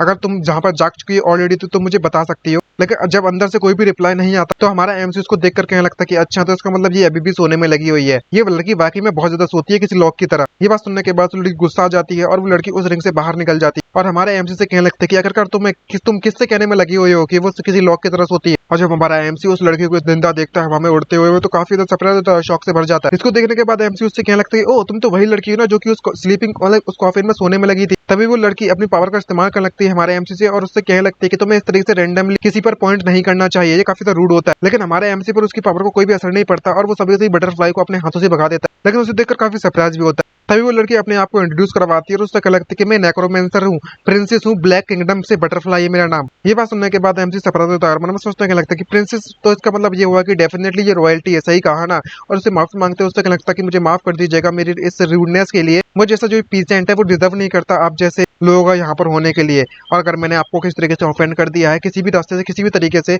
तो मैं माफी चाहूंगा आपसे और हनी से। ये बात सुनने के बाद वो प्रिंसेस उससे कहने लगती है कि कोई बात नहीं, तो मैं इस तरीके से इंट्रोड्यूस करने की जरूरत नहीं है, और मुझे बेसिकली पता है कि यहाँ पर क्या चलने में लगा हुआ है। तभी वो खांसते हुए उससे कहने लगती है कि ऑल्सो मुझे सिर्फ और सिर्फ बटरफ्लाई कहकर बुलाओ, और इस बात का ख्याल रखना कि जो रिंग है उसकी सुरक्षा रखना था। ये एक बहुत ज्यादा पावरफुल मैजिकल आर्टिफिकेट है, ये सिर्फ और सिर्फ वैल्यूएबल आइटम्स को स्टोर ही नहीं करता, बल्कि मैं इसमें कई सारे ऐसी चीजें हैं जिसमें अंदर स्टोर करी जा सकती हैं। ये बात जानने के बाद एमसी सरप्राइज होता है और उससे कहने लगता है कि इसका मतलब ये हुआ कि तुम इस रिंग के इनसाइड से, इस रिंग के अंदर से मुझे काफी समय से देखते हुए आ रही हो। तभी लड़की जाने की वो बटरफ्लाई उससे कहने लगती है कि नहीं, एक्चुअली मैं जब से मैं जब जागी हूँ मैं सिर्फ तभी से तुम्हें देखते आ रही हूँ, और कम से कम आधी साल हो चुकी है मुझे जागे हुए। अब तुम वाकई में बहुत ज्यादा इंटरेस्टिंग बंदे हो रेगुलर लोगों के मुकाबले में, और अगर तुम इस तरीके से मर जाते तो वाकई तो शेम वाली बात होती, इसलिए मैं थोड़ी बहुत मदद कर दी तुम्हारी। मैं वाकई में उस मर्चेंट एसोसिएशन के चेयरमैन के पास गई, उनसे जाकर कुछ बातें की, और इमीडिएटली वो बंदा तुम्हें आजाद करने के लिए मान गया। नॉर्मल पीपल को देखा जाए तो पूरी तरीके से यूजलेस होते हैं जब इन तरह की चीजों में आता है काम। ये बात जानने के बाद एमसी सरप्राइज तो उससे कहने लगता कि अच्छा, तो मेरी जान बचाने वाला कोई और नहीं बल्कि मैं तुम थी, और अपना सर झुकाकर उसका धन्यवाद कहने लगता है कि आपका बहुत बहुत धन्यवाद, मैं किस तरीके से आपको रिपे करूंगा मुझे बता सकते हो। लेडी बटरफ्लाई, क्या आप मुझे इस तरीके से ऑब्जर्व करना जारी रखोगी, वो भी इस रिंग के अंदर से? तभी बटरफ्लाई उससे कहने लगते कि यहाँ पर कुछ भी नहीं कर सकते और कुछ भी स्पेशल नहीं चलने में लगा हुआ है, सो ऑफ कोर्स जैसा चलने में लगा हुआ है जिंदगी में वैसा ही चलता रहेगा। ये बात जानने के बाद एमसी काफी ज्यादा खुश हो जाता है। उससे कहने लगता है कि इसका मतलब ये हुआ कि तुम फ्यूचर में मेरा ख्याल रखोगी। अगर मेरे पास वाकई में तुम जैसी पावरफुल लेडी है, यानी कि बटरफ्लाई मेरे पीछे रखी हुई है मेरी सुरक्षा करने के लिए, तो अगर मैं वापस से अपने बिजनेस को चालू करता हूँ तो मुझे नहीं लगता कि मुझे कोई भी परेशानी वाली बात होगी। और मुझे ज्यादा समय भी नहीं लगने वाला अपने बिजनेस को दोबारा खड़ा करने के लिए। ये बात सुनने के बाद बटरफ्लाई को गुस्सा आ जाता है। तभी बटरफ्लाई चिल्लाते उससे कहने लगते कि तुम इस बात को बिल्कुल भी मूड में मत चढ़वाने ना अपने। मैंने तुम्हारी मदद इसलिए की थी इस बार क्योंकि मैं काफी ज्यादा बोर हो गई, तो तुम इसके बारे में ज्यादा बिल्कुल भी मत सोचना। ये बात सुनने के बाद एमसी होश में आता है और उससे कहने लगता है कि हाँ मैं समझ गया तुम बिल्कुल सही कह रही हो। और तभी एमसी उससे कहने लगता है कि ठीक है मैं समझ गया हूँ, लेकिन मैं अभी भी इस बात को लेकर श्योर नहीं हूँ कि आखिरकार तुम्हारी कैपेबिलिटीज क्या है। मैं ये जानना चाहता हूँ कि आपके लिए कैसा लगा कि अगर मेरी मदद कर सकूं मुझे रिटर्न करने के लिए, वापस जाने के लिए मेरी वहां पर। तभी बीच में रुक जाता है और खासते उससे कहने लगता है कि यार भूल जाओ इसके बारे में। तभी बटरफ्लाई उससे कहने लगती है कि तुम्हें इस तरीके से प्रिटेंड करने की जरूरत नहीं है, मुझे पता है कि तुम इस वर्ल्ड से नहीं दूसरे वर्ल्ड से आए हुए हो काफी समय से। ये बात सुनने के बाद एमसी उससे कहने लगता है कि ऑफ कोर्स तुम्हें पता ही होगा, तुम मुझ पर नजर रख रही हो। तभी बटरफ्लाई उससे कहने लगती है कि एक्चुअली में देखा जाए तो तुम अकेले ऐसे डायमेंशनल ट्रेवलर नहीं हो जो कि यहाँ पर आए हुए हो। ये बात जानने के बाद एमसी काफी शॉक हो जाता है और उससे कहने लगता है कि मेरे अलावा यहाँ पर कौन है। तभी वो बताने लगती है कि यहाँ पर वो बंदा कोई ऐसा नहीं जिसे तुम इस तरीके से देख सको। ये बात सुनने के बाद एमसी उससे कहने लगता है कि तुम्हारे कहने का मतलब क्या है। तभी बटरफ्लाई उसको एक्सप्लेन करती है, उससे कहने लगती है कि वो बंदे को यहाँ पर आए हुए काफी ज्यादा समय हो चुका है और इतने ज्यादा सालों तक ट्रेनिंग करने के बाद वो इस वर्ल्ड का सबसे ज्यादा स्ट्रॉन्गेस्ट बीइंग बन चुका है। और लेकिन अगर तुम्हारी स्टेट के बारे में बात करें तो मैं इस स्टेट में मौजूद, तुम्हारे पास कोई भी मौका नहीं है उससे मिलने का। तभी एमसी उससे कहने लगता है कि तुम बिल्कुल सही कह रही हो, अब जबकि मुझे सब कुछ स्टार्टिंग से स्टार्ट करना पड़ेगा तो मुझे पता है कि आखिरकार मेरी क्या लिमिट है, लेकिन फिर भी आपको चिंता करने की जरूरत नहीं है। मैं यहाँ पर रुकने के बारे में बिल्कुल भी नहीं सोचने वाला हूँ, मैं यहाँ पर फिर से ट्राई करूंगा और यहाँ पर कई ऐसी चीजें हैं जो मैं हैंडल कर सकता हूँ, यहाँ तक कि मुझे अपने आप को पावरफुल भी बनाना है। जब एक बार मैं अपनी पोजीशन को काफी ज्यादा स्ट्रॉन्ग बना लूं और काफी ज्यादा हार्ड वर्क कर लूं तो मैं डेफिनेटली मुझे एक मौका जरूर मिलेगा उसे देखने का। मैं इस बात को लेकर श्योर हूँ। ये बात सुनने के बाद बटरफ्लाई उससे कहने लगती है जस्ट कि मैंने सोचा था तुम वाकई बहुत इंटरेस्टिंग बंदे हो, तुम्हें देखकर लगता है कि तुम काफी ज्यादा कॉन्फिडेंस से भरे हुए हो, तुम्हारे पास फिर से एक और प्लान आ चुका है बिजनेस करने का। तभी एमसी उससे कहने लगता है कि ओह तुम्हें इसके बारे में पता चल गया, क्योंकि जो बिजनेस मैंने ढूंढा हुआ है वो काफी ज्यादा रिस्क है उसमें, लेकिन इसे मैं अपने फायदे के लिए इस्तेमाल कर सकता हूँ। मैं यहाँ पर इंश्योरेंस कंपनी का एक बिजनेस स्टार्ट करने वाला हूँ। ये बात सुनने के बाद वो बटरफ्लाई पूरी तरीके से कंफ्यूज हो जाती है, उसे कुछ भी समझ नहीं आ रहा होता कि आखिरकार ये क्या है इंश्योरेंस बिजनेस। जब बटरफ्लाई को कुछ भी समझ नहीं आता तो वो हमारे एमसी से पूछने लगती है कि तुम्हारा ये सब कहने का मतलब क्या है। तभी एमसी उसे एक्सप्लेन करता है इंश्योरेंस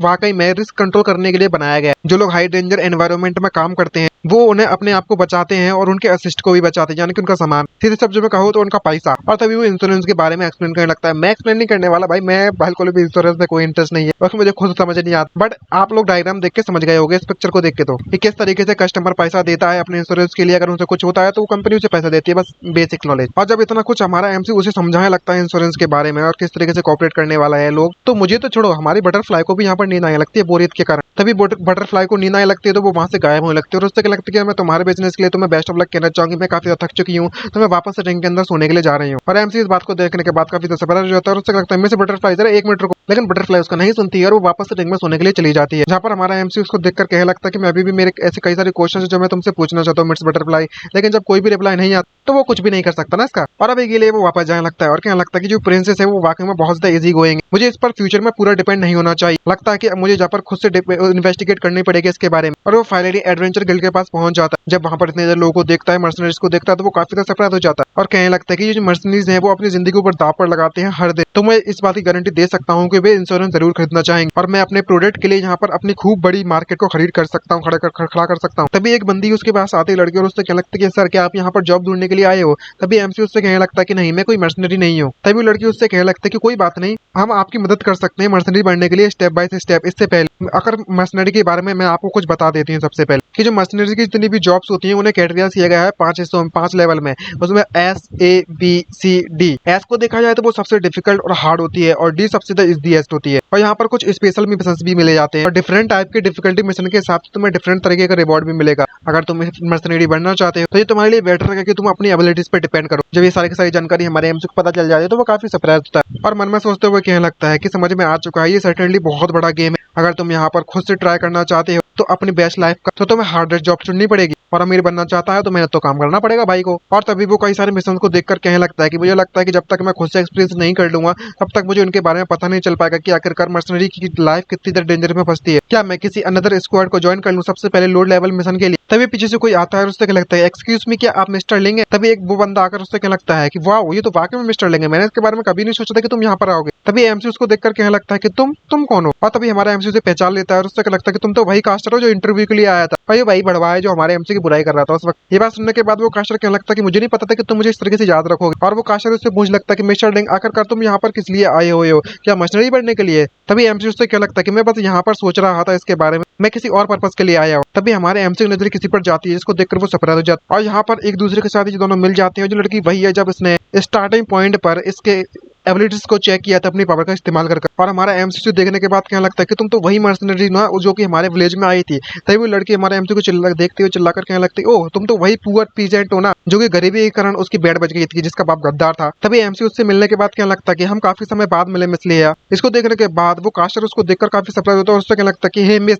क्या तुम मैंने अभी अभी इस बंदे को स्लैम कहा। तभी एमसी जो समझाता है उससे क्या लगता है कि मेरा नाम रियल नेम स्लैम है और जब मैंने कंपनी खोली थी तो मैंने ट्रबल से परेशानियों से बचने के लिए इस नाम को बदल दिया था। तभी मिस उसे बताने लगती है कि आधे साल पहले जब मैं इसके गांव में गई थी, इसके होम टाउन में गई थी, तब मैंने इससे मिली थी। तभी मिस लिहा उससे कहने लगती है कि क्या तुम आधे साल से यहाँ पर मौजूद हो, तुम्हें देखकर तो ऐसा लगता है कि तुम्हारी कंडीशन वाकई में बहुत ज्यादा खराब नहीं है। ये सुनने के बाद एमसी उसको देखकर कहने लगता है कि मैंने यहाँ पर एक कंपनी चालू की थी और वो काफी अच्छी भी चल रही थी। तभी वो कास्टर उससे कहने लगता है कि ओह मुझे याद आया, मैंने सुना है कि तुम्हारी जो कंपनी पूरी तरीके से रिसेंटली में बंद कर दी जा चुकी है। ये बात सुनने के बाद मिस लिहा काफी ज्यादा सरप्राइज होती है। तभी एमसी उससे कहने लगता है कि ये बात सच है, मेरा एक एक्सीडेंट के कारण कंपनी बंद करनी पड़ी। तभी वो कास्टर अपनी डींगे हाँकते हैं उससे कहने लगता है कि मुझे पता था स्टार्टिंग से इसके बारे में, क्योंकि एक कॉमनर के लिए यहाँ पर बिजनेस खोलना काफी ज्यादा आसान नहीं है। तभी एमसी उससे कहने लगता है कि खैर ये बात तो सच है। तभी मिस लिहा उससे कहने लगती है, ओह अभी याद आया, मैंने अभी तक तुम्हारे नाम के बारे में पता नहीं किया है, हमारे प्रीवियस कास्टर मैं आपको क्या कहकर बुलाऊं। तभी वो कास्टर अपनी डींगे हाँकते हैं उससे कहने लगता है कि मेरा नाम जीगे है, आई मीन जीग है और मैं एक मिडिल टायर का कास्टर। ये बात सुनने के बाद मिस लिहा उससे कहने लगती है, कास्टर अगर ऐसी बात है तो कास्टर को तो फैंगलू सिटी में जॉब आसानी से मिल जानी चाहिए थी, तो आखिरकार तुम एक मशीनरी क्यों बन चुके हो।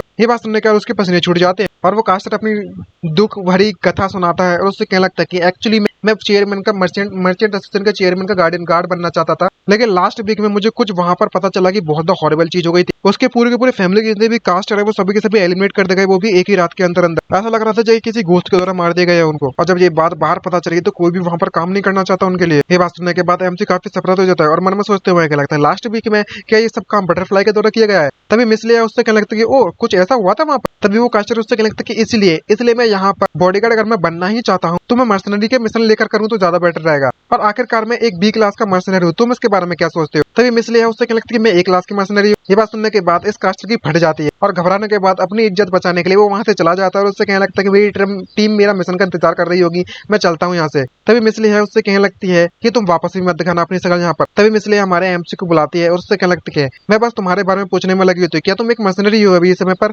तुम्हारा जो बिजनेस है क्या तुम मशीनरी एसोसिएशन में करना चाहते हो। ये बात सुनने के बाद एमसी उससे कहने लगता है कि इवन तू भले ही मेरा जो प्रीवियस कंपनी है वो इस वक्त पूरी तरीके से खत्म हो चुकी है, लेकिन मैं वापस से चालू करना चाहूंगा इसको, तो मैं कुछ रिसर्च करने के लिए आया हूँ। ये बात सुनने के बाद वो काफी तरह कंफ्यूज होती है तो एमसी उसे एक्सप्लेन करता है और उससे कहने लगती है आई मीन कहने लगता है और समझाता है कि मेरा जो नया बिजनेस है वो न्यूएस्ट जो वेंचर है वो इंश्योरेंस के लेकर, और मैं सबसे पहले तो अपना जो इंश्योरेंस कंपनी खोलना चाहता हूँ उसके लिए मर्सनरी की जो लाइफ है उसे एक्सपीरियंस करना चाहता हूँ। और तभी वो रिसेप्शनिस्ट के पास पहुंचकर उससे कहने लगता है कि मैं यहाँ पर मर्सनरी के तौर पर रजिस्टर करना चाहूंगा। तभी वो उससे कहने लगती है कि हाँ जरा एक मिनट रुको, और एक पेपर देती है और साइन करने के लिए कहने लगती है और कहने लगती है कि तुम डी क्लास मर्सनरी बनोगे सबसे पहले। ये बात जानने के बाद लेहा काफी सरप्राइज हो जाती है और उससे कहने लगती है कि ये वाकई में बहुत सरप्राइजिंग वाली बात है कि मैंने इसके बारे में कभी नहीं सोचा था कि तुम अपने बिजनेस के लिए अपनी जिंदगी दांव पर लगा दोगे और इतना खतरा झेलोगे। तभी एमसी उससे कहने लगता है कि मैं बस इस बिजनेस की जो लाइन है उसे एक्सपीरियंस करना चाहता हूँ जिससे कि मुझे अपने बिजनेस करने में थोड़ी आसानी मिलेगी। तभी लेहा उससे कहने लगती है क्योंकि जो तुम्हें पता नहीं होगा लेकिन जो मर्सनरी की जिंदगी होती है वो खतरों से भरी होती है, क्या तुम इस बात को लेकर श्योर हो। तभी एमसी उससे कहने लगता है कि एक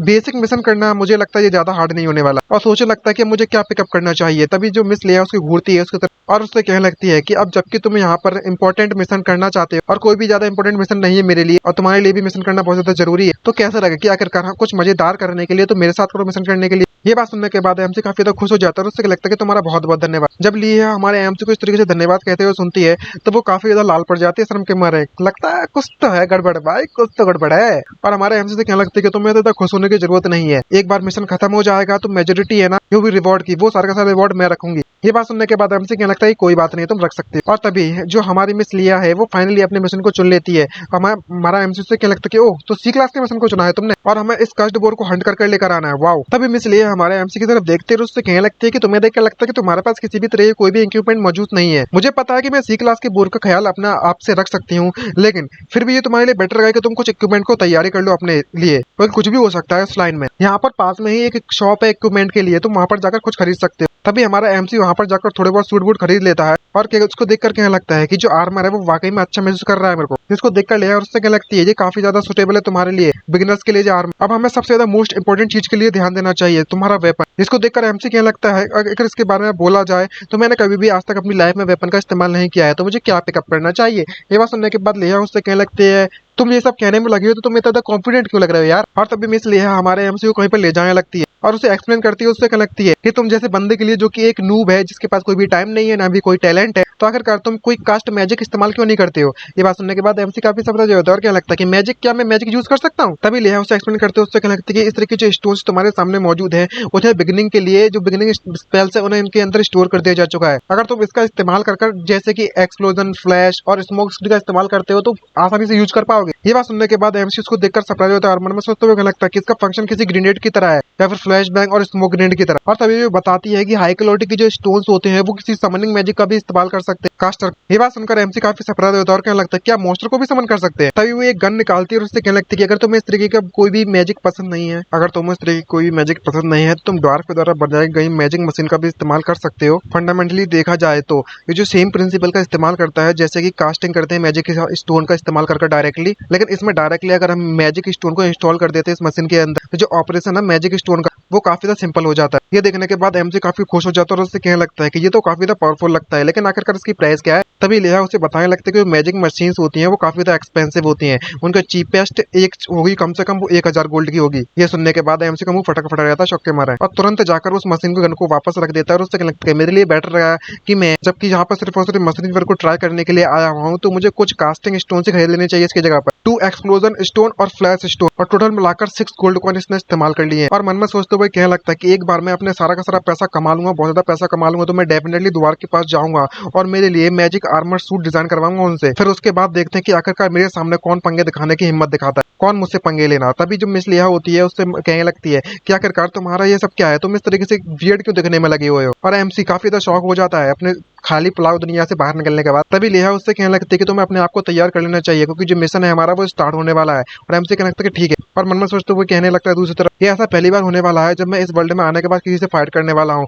मैं वाकई में बहुत ज्यादा नॉक्सियस हूँ। और जब वो वहां से जा रहा होता है तो पीछे से कोई उसे बुलाता और वो कोई और नहीं बल्कि वही लिटिल एल्फ और हमारे अंकल जी होते हैं। इसको देखने के बाद एमसी काफी ज्यादा खुश हो जाता है और कहने लगता है कि ल्यूई और अंकल जी आप यहाँ पर क्या कर रहे हो। अंकल मैंने आप ऐसा कभी भी नहीं सोचा था कि मैं यहाँ पर आपको देखूंगा इस तरीके से। लेकिन अंकल जी काफी ज्यादा इमोशनल हो जाते हैं और तुरंत हमारे एमसी को गले लगा लेते हैं और वहीं पर रोना चालू कर देते हैं जोर जोर से। इसको देखने के बाद एमसी काफी सरप्राइज हो जाता है और अंकल से कहने लगता है कि अंकल आपको रोने की बिल्कुल भी जरूरत नहीं है, क्या आप देख नहीं सकते हो कि हम लोग अच्छी तरीके से अपनी जिंदगी को काट रहे हैं और उस वक्त मैं जिंदा खड़ा हूँ आपके सामने। तभी अंकल जी उससे कहने लगता है अपने आंसुओं को पहुंचते हुए कि हम लोग तब से नहीं मिले हैं जब तक एग्जीक्यूशन से हम लोग बचे हुए हैं और तब से हम अलग हो गए थे। मुझे लगा था कि आपको वापस से किसी लोग और दूसरे लोगों द्वारा उठवा लिया जा चुका है। तभी एमसी उसे बताने लगता है कि मैं ड्रीम एस्टेब्लिशमेंट में चला गया था उसके बाद आपसे मिलने के बाद कुछ मैटर्स को निपटाने के लिए। तभी हमारी जो क्यूट सी लिटिल एल्फ होती है वो उससे कहने लगती है कि मैंने इसके बारे में कभी भी नहीं सोचा था कि मैं आपको दोबारा देख पाऊंगी। जहाँ पर हमारा एमसी उसके सर पर पैट करता है और उससे कहने लगता है कि तुम्हें चिंता करने की जरूरत नहीं है लुई, मुझे कोई भी ऐसे उठवा ले इतना ज्यादा आसान नहीं है। तभी लुई उसे हमारी लेहा होती है उससे पूछने लगती है कि आखिरकार ये सभी के सभी लोग कौन है स्लाइम। तभी हमारा एमसी सभी को एक्सप्लेन करता है और उससे बताने लगता है कि ये मेरे सभी के सभी एम्प्लॉय है कंपनी के। और उससे पूछने लगता है कि मैं कुछ समय से वहां पर नहीं आ पाया था तो सभी के जो कंपनी का मैटर्स थे वो सॉल्व कर दिया क्या आपने। तभी अंकल उससे कहने लगता है कि मैंने सभी को सर्विस पैकेज दे दिया है ऑलरेडी और जितने भी लोगों को वहां पर चोट लगी थी उनका भी ख्याल रखा, मैंने इस बात का ख्याल रखा है और सभी लोग सुरक्षित है। तभी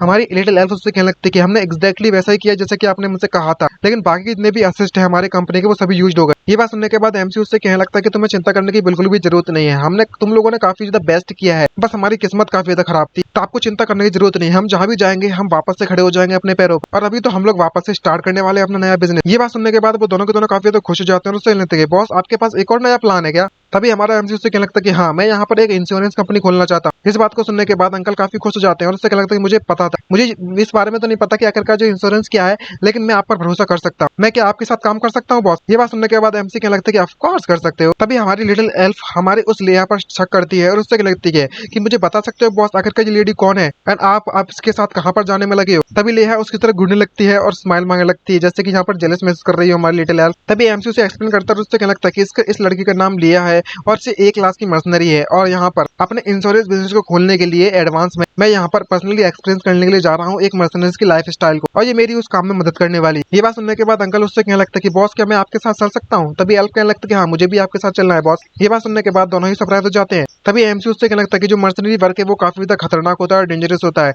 और तुम अपनी जिंदगी दाव पर लगा रहे हो, रिस्क लगा रहे हो। जो नॉर्मल पीपल है वो इस तरीके से ज्वाइन नहीं करते। तभी वो अंकल जी उससे कहने लगता है कि एक्चुअली में देखा जाए तो मैं ऑलरेडी डी क्लास का मर्सनरी हूँ। तभी हमारी जो एल्फ है वो बताती है मैं सी क्लास की मर्सनरी हूँ। तभी अंकल जी कहने लगते हैं कि जब मैं इस फेंगलू सिटी में आया था तो उससे पहले मैंने सारे के सारे जॉब्स ट्राई कर रखे थे, और सेम यहाँ पर हमारे इस लिटिल एल्फ के लिए होता है। ये बात सुनने के बाद लिहा उससे कहने लगती है जबकि तुम दोनों ऑलरेडी मर्सनरी हो तो मिशन में ये हमारा काफी ज्यादा आसान हो जाएगा हमारा मिशन। और फाइनली वो उस मिशन को कंप्लीट करने के लिए वहां पर निकल पड़ते हैं। तभी लिटिल एल्फ कह रही होती है मैंने वाकई में काफी समय से फाइट नहीं किया है बॉस, तो मुझे नहीं पता कि जो मैंने इस पहले मैं उसे कास्ट भी कर पाऊंगी या नहीं कर पाऊंगी। ये बात सुनने के बाद एमसी उससे कहने लगता है कि तुम्हें चिंता करने की जरूरत नहीं है, क्योंकि हमारा ये स्ट्रॉन्ग लीडर है वो हमारे साथ काम करने में लगा हुआ है। तभी लिहा उन सभी को शांत कराती है और उन सभी से कहने लगती है कि हमारा जो टारगेट है वो हमारे सामने, और वहां पर कई सारे जो कर्स बोर्ड्स होते हैं वो सोने में लगे हुए हैं। इसको देखने के बाद एमसी कहने लगता है कि अच्छा तो ये है कर्स बोर्ड। इनको देखकर लगता है कि ये काफी ज्यादा टफ अपोनेंट होने वाले हैं हमारे लिए। तभी लिहा उन सभी को सावधान करती है और उससे कहने लगती है कि तुम्हें बिल्कुल भी डरने की जरूरत नहीं है, जब तक हम लोग मेरे प्लान को फॉलो करेंगे तब तक हम बिल्कुल सुरक्षित रहेंगे। तभी लिहा अपनी स्वॉर्ड निकालकर धीरे धीरे करके उन कर्स बोर्ड की तरफ बढ़ने लगती और बिना किसी परेशानी के उनके नजदीक आती है। लेकिन तभी अचानक से उसके पैरों के नीचे एक लकड़ी आ जाती है, जिससे कि उससे आवाज हो जाती है लकड़ी टूटने की, और जितने भी कर्स बोर्ड होते हैं वो वहां पर जग जाते हैं। इसको देखने के बाद वो काफी ज्यादा शॉक हो जाती है और स्लाइम की तरफ चिल्लाती है। तभी हमारा एमसी एक स्टोन मैजिक स्टोन की उस तरफ फेंकता है जिससे कि लाइट बॉम्ब निकल सके, और वहां पर जोरदार रोशनी चमकती है जिससे कि सभी की आंखें बंद हो जाती हैं और कुछ भी नहीं देख पाते वे कर्स बोर्ड। और इस मौका फायदा उठाती है लिहा और उन सभी के सभी बोर्ड्स को मारना चालू कर देती है, और उसके पेट में जैसे ही अपनी स्वॉर्ड घुसेड़ देती है वो बोर्ड वहीं पर मारा जाता है। उसके मरने के बाद ये देखने के बाद वो देखती है उसके सामने एक और बोर आ चुका है उससे फाइट करने के लिए। वो काफी खतरनाक लग रहे होते हैं, और यहीं पर हमारा एमसी इस मौके का फायदा उठाता है और येलो कलर का मैजिक स्टोन की तरफ थ्रो करता है, और हमारे अंकल जी और हमारे जो लिटिल एल्फ है वो भी आगे आते फाइट करने के लिए। और जो मैजिक स्टोन उसने थ्रो किया था वो धमाकेदार वाला मतलब फायर पावर वाला मैजिक होता है, जिससे कि एक जोरदार धमाका होता है। उस धमाके के साथ वो दूसरा वाला बोर भी मारा जाता है। लेकिन तीसरा वाला जो बोर है वो अंकल की तरफ जाता है, और अंकल जी उससे बचने के लिए उससे क्या लगता है हे बोर जल्दी से मेरे पास। और मिस लिहा यहाँ पर उससे निपटने के लिए यहाँ पर अपने स्वॉर्ड से उसकी तरफ बढ़ने लगती है, लेकिन वो बोर भी काफी चालाक निकलता है। उसकी पीठ पर जो अजीब तरीके के बने हुए थे ना एरोस, वो उन्हें थ्रो कर देता है हमारी लिहा पे। लेकिन हमारी जो मिस लिया है वो ऑलरेडी एक क्लास की मर्सनरी है, तो जैसे ही वो एरो थ्रो करता है तो वो अपने स्वॉर्ड से उनके एरो को काट देती है, जिससे कि वो उससे बचने में कामयाब रहती है। लेकिन वो बोर को काफी ज्यादा गुस्सा आती है, तो वो बोर उस पर डायरेक्टली मिस लिया पर कूद पड़ता है अटैक करने के लिए। लेकिन हमारी मिस लिया चलक निकलती है और वो नीचे से निकलकर स्लाइड मारकर उसके पेट पर चीरा मार देती है, जिससे खून निकलने पड़ता है, और वो बोर वहीं पर मारा जाता है, और वो बोर की वहीं पर राम राम सत्य हो जाते हैं। दूसरी तरफ हमें दिखाया जाता है कि जो हमारे अंकल जी है और लिटिल एल्फ है वो दोनों के दोनों एक बोर से निपटने में लगे हुए थे। वो भी अपने एरोज को शूट करने में लगा हुआ था बैक टू बैक, और उसके सबके सब एरो जब शूट कर देता है तो वो बोर काफी सनक जाती है, तो वो हमारे अंकल जी पर अटैक करने के लिए कूद पड़ता है गुस्से में। लेकिन जैसे वो कूद पड़ता है तो हमारी मिस लिया वहां पर आती है और उस बोर को वहीं पर निपटा दी, और वो बोर वहीं पर मारा जाता है। जब वे दोनों के दोनों मिस लिया को इस तरीके से फाइट करते हुए देखते हैं तो वो काफी ज्यादा उनका मुंह फटा फटा रह जाता है और कहने लगते हैं शौक के मारे वाह ये तो वाकई बहुत स्ट्रॉन्ग है, और सरप्राइजिंग वाली बात थी ये तो। और जैसे ही वो बोर वहां पर मारा जाता है सारे के सारे बोर, तो मिस लिया उनसे कहने लगते हैं कि हमारा जो मिशन है वो हमने कंप्लीट कर लिया है, सभी लोगों ने काफी ज्यादा अच्छा वर्क किया। इसको देखने के बाद एमसी काफी ज्यादा सरप्राइज हो जाता है और उससे कहने लगता है कि मिस लिया अब तो वाकई में बहुत ज्यादा पावरफुल हो। मैं तो इस बात की उम्मीद भी नहीं की थी कि तुमने बेसिकली पूरे के पूरे जितने भी पिक थे उन सभी को अकेले ही निपटा लिया, इन सभी के सभी बोर्ड्स को। तुम तो पावरफुल है यार, मानना पड़ेगा। ये बात सुनने के बाद मिस लिया उससे कहने लगती है अगर ये हमारी टीम वर्क के लिए नहीं होता तो शायद मैं आसानी से इस जॉब को कंप्लीट नहीं कर पाता। भले ही मैं यहाँ पर ए क्लास की कोई मर्सनरी हूँ, लेकिन सी क्लास के मॉन्स्टर को निपटना इतना ज्यादा हार्ड भी नहीं था। तभी हमारी लिटिल एल्फ उससे कहने लगती है कि अगर मैं तुम्हारी जैसे स्ट्रॉन्ग बन जाती तो हमें शायद कभी भी डेंजर में फंसने के बारे में सोचना भी नहीं पड़ता। ये बात सुनने के बाद हमारी जो मिस लिया है वो काफी ज्यादा सरप्राइज हो जाती है, और उसको देखकर उससे कहने लगते हैं कि मुझे नहीं पता कि आखिरकार तुम क्या सोचने में लगी हो, लेकिन ऐसी सिचुएशन नहीं है कि मैं कभी भी किसी भी डेंजर में नहीं फंसी। और वो हमारे हमारे एमसी के पास जाती है और सीरियस मोड में उससे कहने लगती है स्लाइम एक बात का ख्याल रखना, क्या तुम्हें पता है उस दिन के बारे में जब हम लोग पहली बार उस विलेज में मिले थे, फिर हम लोग उस विलेज को छोड़कर चले गए थे। एक बार जब हमने तुम्हारे विलेज को छोड़ दिया तो हमने सबसे ज्यादा डरावनी चीज से मुकाबला हुआ था मेरा। ये बात सुनने के बाद एमसी काफी ज्यादा शॉक हो जाता है और मन में सोचता हुआ कहने लगता है क्या ये उस दिन के बारे में बात करने में लगी हुई है, कि ये जो मैटर के बारे में बात कर रही है वो रिलेटेड है मेरी बटरफ्लाई से। वहीं वहां पर इतने ज्यादा स्केलेटन्स पड़े थे और मेरे पहली बार मुझे बटरफ्लाई से मुकाबला हुआ था। मैं पहली बार बटरफ्लाई से मिला था। और इसी सरप्राइजिंग न्यूज के साथ मैं इस पार्ट को यहीं पर खत्म करना चाहूंगा। उम्मीद करता हूँ कि वीडियो आप सभी को पसंद आई होगी। पसंद आई हो तो वीडियो को लाइक एंड चैनल को सब्सक्राइब करना मत भूलिएगा, और कमेंट करके जरूर बताना कि आपको इसका नेक्स्ट पार्ट चाहिए या नहीं चाहिए। चाहिए तो जरूर बताना कि हमारे जो मेंबर्स हैं वो लोग रिक्वेस्ट करेंगे तो करना ही पड़ेगा ना, तो उनका तो बताना जरूरी है कि नेक्स्ट पार्ट चाहिए नहीं चाहिए। और अपना फीडबैक देना मत भूलिएगा कि आखिरकार हम लोग क्या चेंजेस कर सकते हैं, क्या सीरीज के बारे में या फिर बड़ा ब्ला ब्ला जो भी है आप कमेंट करके जरूर बताना। अच्छा लगता है थोड़ा, अगर ज्यादा से ज्यादा फीडबैक मिलेंगे थोड़ा मोटिवेशन मिलता है, समझ रहे गाइस। तो उम्मीद करता हूँ कि आप लोग चैनल को सब्सक्राइब कर दोगे, हमारा जो टारगेट है सब्सक्रिप्शन का वो कंप्लीट करवा दो यार। तो आज के लिए इतना ही, मिलते हैं नेक्स्ट वीडियो में। Bye bye, see you, signing out. और गया अपना ख्याल रखिएगा गाइस। तो आज के लिए इतना ही, बाय बाय।